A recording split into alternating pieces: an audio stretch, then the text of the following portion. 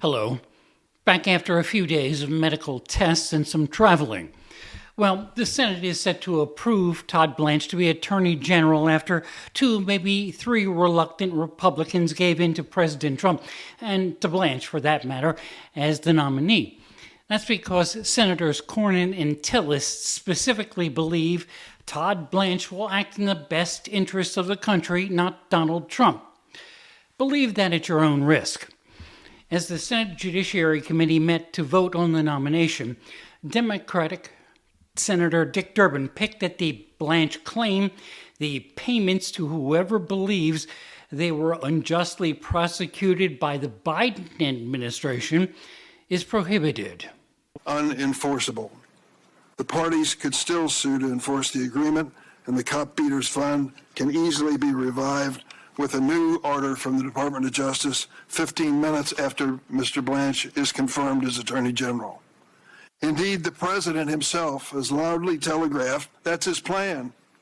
This is the exact issue that the two senators identified as a basis for their objection to his nomination. The reference there to cop beaters specifically means January 6th Capitol rioters who were pardoned by President Trump in his first hours back in the White House.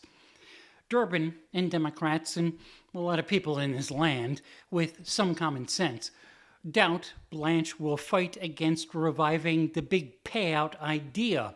President Trump wants that to happen. Enough said. Don't forget, perhaps more important to the Commander-in-Chief, Blanche did not try to rescind the IRS lawsuit settlement that prevents charges against the president or members of his family for any future tax cheating. And if he gets his way with Blanche, all Mr. Trump will have to do is point out all the political enemies he once prosecuted. He was doing that right at the start of his second term. And while Republicans want to do no oversight of the Trump White House, even that laissez-faire attitude from Capitol Hill didn't prevent Mr. Trump himself from pushing out Pam Bondi from the AG job. She was wobbly about some of the specific prosecutions ordered by the boss. For what it's worth, the Trump desire to trump up charges against enemies is getting some pushback from judges. He also keeps insisting that Iran is ready to give up, and a true believer, Senator John Kennedy, was on Sunday's Meet the Press. We have lost perspective a little bit on Iran. Do you know why Hezbollah and Hamas are degraded? Do you know why Iran is the furthest away it's ever been from having a nuclear warhead? Do you know why Iran doesn't have an air force or a navy? Do you know why its weapons stockpile and launchers and weapons production plants have been substantially degraded? It's because Israel and America hit them so hard they coughed up bones. And I think that it has made the world measurably safer as a result. This is a topic, of course, that Republicans on Capitol Hill avoid questioning with the administration.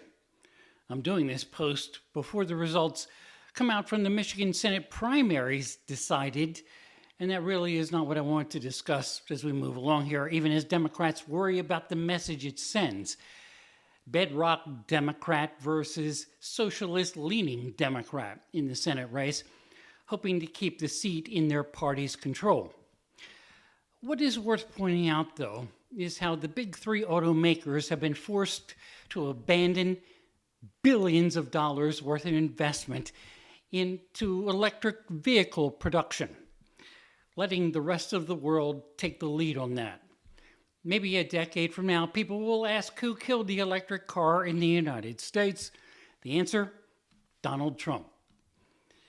His love of oil led the country into two wars this year.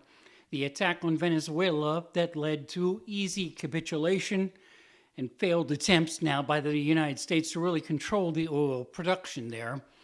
And then there's the Iran war, undertaken supposedly to prevent that country from getting a nuclear weapon. But clearly, as Iran resists, folding the way Venezuela did, and Americans' lives have been lost, the focus is on what happens in the Strait of Hormuz. Little is said about Iran's nuclear programs. We'll discuss more about that soon. Please pass this post along to someone you know who might like the attitude presented. With Ear on the White House, I'm Bob Costantini.